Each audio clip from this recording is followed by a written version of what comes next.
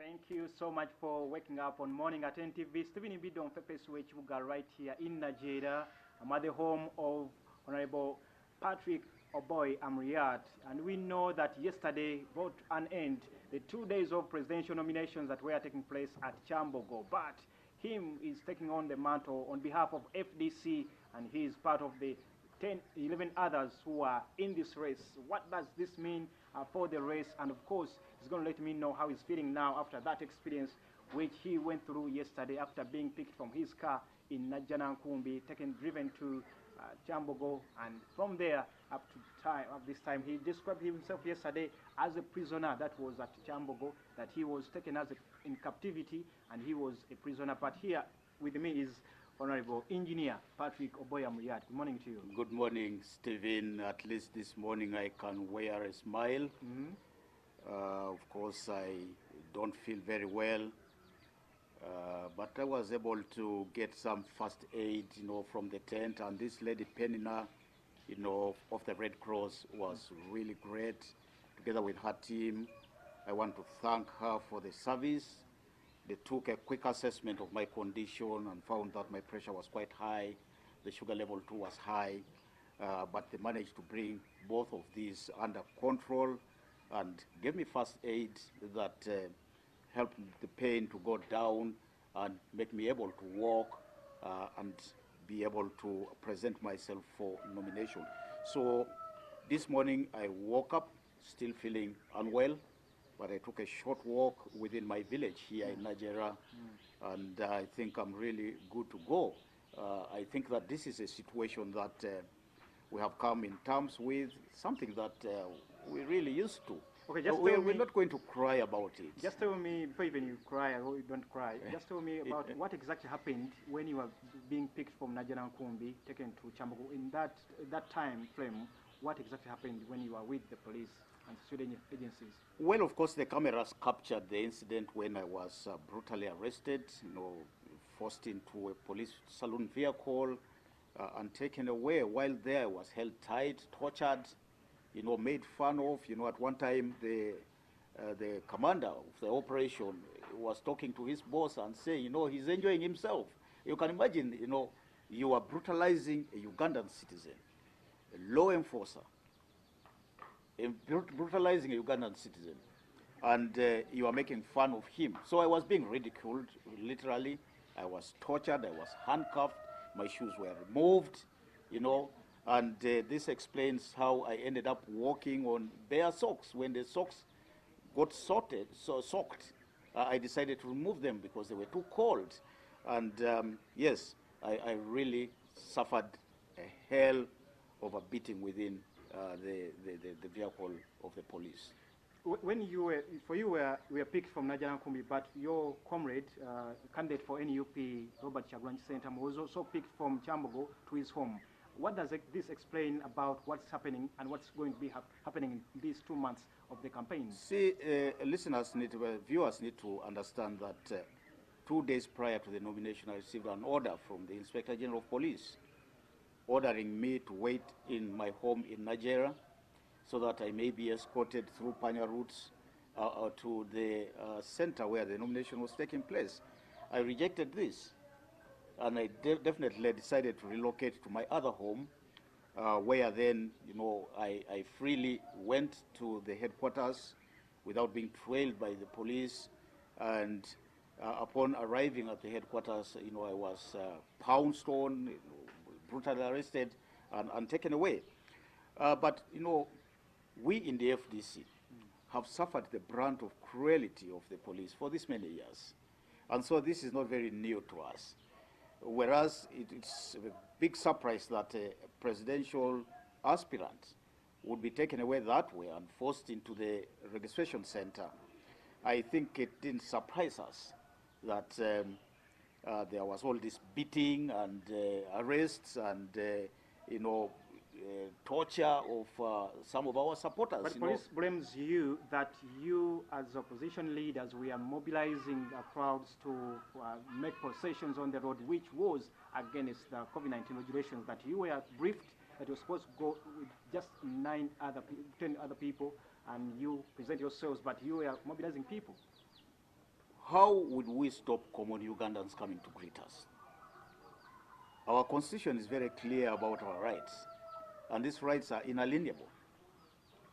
The right to associate, the right to gather, the right to freedom of speech. All those freedoms are enshrined in our constitution. And this is what Ugandans came out to exercise. They were happy to see their leaders being nominated. They were excited about what would happen during the day. And nothing would stop them coming to wave at us. Now, waving in the context of the police has become a crime. And this is why you saw our supporters being beaten, turned away from, coming to the main road at Nakawa. I was being held, wanting to greet or wave at least to my supporters who had lined up the police, streets. what it explains that it was not the waving, it was just mobilizing against the COVID-19 regulations, calling people to make processions from Najjanankumbi to Chambogo. You see, I think the police is just being funny. They need to be honest to themselves. They are serving a regime. The police is serving the dictatorship, at least, at leadership level. The institutions of this country are under capture, and the police is no exception. Parliament is no exception.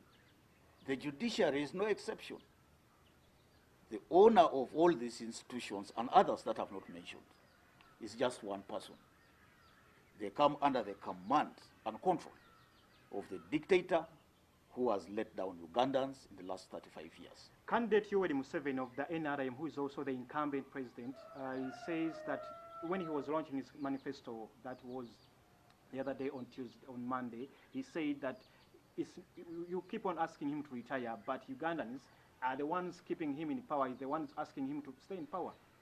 Ugandans retired Mr. Museveni long ago through the many elections that he has gone through. There is no single election that Mr. Museveni has won. He has imposed himself on the people of Uganda by taking full control over the Electoral Commission and the electoral processes, hijacking it and owning the entire process, and keeping in power by force. It's really, this is gun rule we are talking about. This is not democracy. If it had been democratically done, the elections would have determined the exit of Museveni. Would have determined this. And the election of 2016 was unprecedented. Dr. Kizza Besigye, and we have the record, won this election for the FDC using the will of the people by 52.8%. And it was subverted. 52.8%. That is the record we have. We have never been given the opportunity to bring this record forward. And what Museveni enjoys today as the so-called president of the country is something that is forced on the people of Uganda. And the people of Uganda definitely have got to take back their power one day.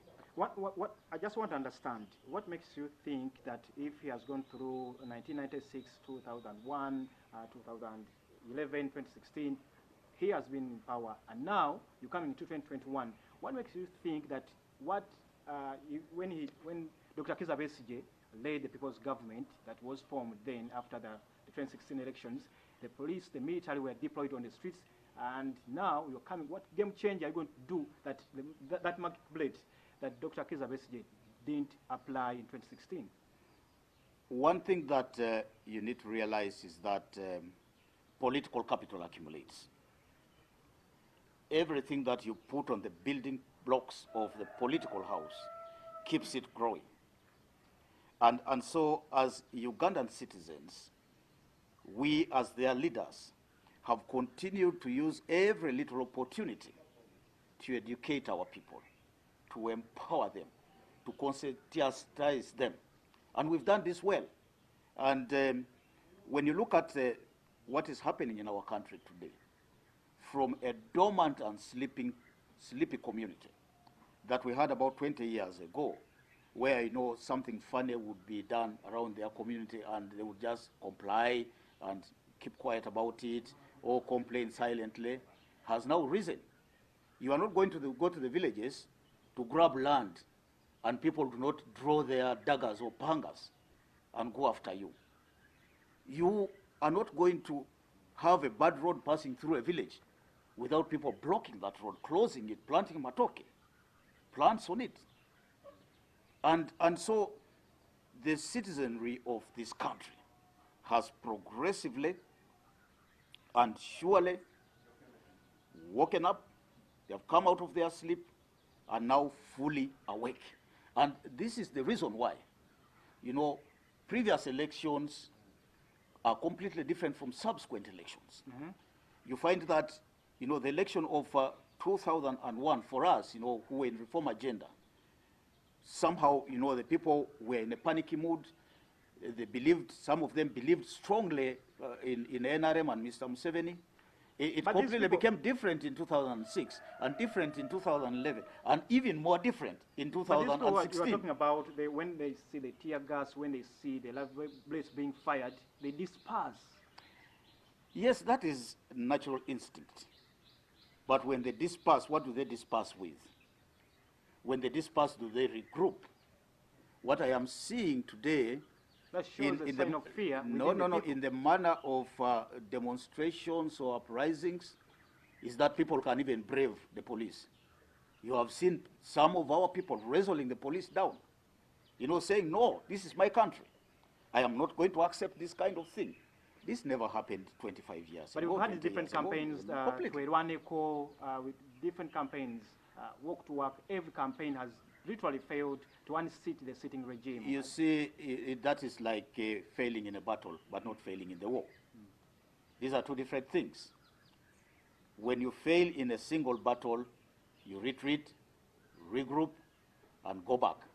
And this will only end after the war has ended.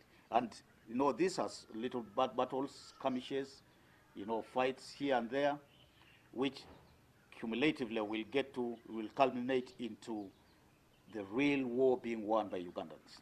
Okay, finally, as we go back to the studios, I just want to pick your mind on the U.S. election, because this morning, the last time I checked, was Joe Biden was having 213 votes from the Electoral College, and Donald Trump was having just 136. What's your opinion on what's happening? It looks like it's going to go the Biden way, and Joe Biden is a fine gentleman. Of course, Donald Trump has paid very little attention to what is happening in Africa, especially, you know, in tackling dictators in Africa. I think the Trump government has not been forthcoming. In fact, because of that, it took Trump a very long time to assign somebody to Africa, to oversee Africa. And we hope that America, this time under Joe Biden, if it goes through, will have a foreign policy towards Africa that is different from that of Donald Trump.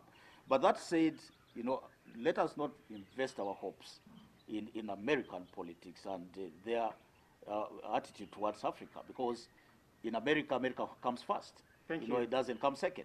Thank you so much, Honorable Engineer Patrick Oboy Amuriat. He is the flag bearer for Forum for Democratic Change. He's part of the 11 candidates who were nominated the last 2 days, Monday and Tuesday, and we shall be watching them as they move out to the crowds, to the country, conversing for votes. This is Stephen Imbido Fepeswe Chibuga, been with him here at his home in Nigeria. Back to you in the studios. I'm out. Thank you, Stephen Mbide. That was speaking to the presidential candidate, the FDC flag bearer, Patrick Oboy Amuriat, on some of the events that unfolded yesterday. So thank you so much, Stephen Mbide, for reaching out to him. Well, taking you back to today's reader, remember we asked you to let us know what you think. I have branches but no fruit, trunk or leaves. What am I? Once again, we asked you earlier today, morning reader was, I have branches, I have no fruit, trunk or leaves, what am I? And I want to dive straight away into your thoughts and just to see how you guys interpreted it. And I can clearly tell that a majority of you, I think it was an easier reader because majority of you got it right. But let's look at Gadget Yo, who says that that it is a human hand. I don't know how it has branches. But Destiny Hair also says a family tree. Then we have the Loki, who says that that's a bank. Then Angela says that's a bank. Then Gideon says a road. And Olinga Simon says a road. Jonathan says all these are on Twitter. A bank, and Dalton says a tributary, then of course a river and hair. So majority of you have said a bank. So many of you have said a bank. Another one says it's NTV Uganda, your NTV Uganda. Don't know why you said that. Others have said a tributary, a river, but most of you have said a bank, and the answer to our reader this morning is a bank. So thank you so much for all your responses on our reader this morning, and of course it brings us to the end of morning at NTV. I do want to say thank you for your company this morning, and for every single story that we ran here, for every single activity that we've done here. We'll be sending you more of those thoughts on our social media platforms, but of course in our subsequent bulletins we'll give you details. We do not want to forget sending our shout out to all the birthday babies today. We say happy birthday. Sadly, I do not have any specific person today, but it is in November, and I want to say happy birthday to each one of you that was born today, that was born this month. We send you all the best thoughts today. Well, we now come to the end of morning at NTV. I'll be with you late at NTV at 1, and of course we want to wish you an amazing day. Do enjoy.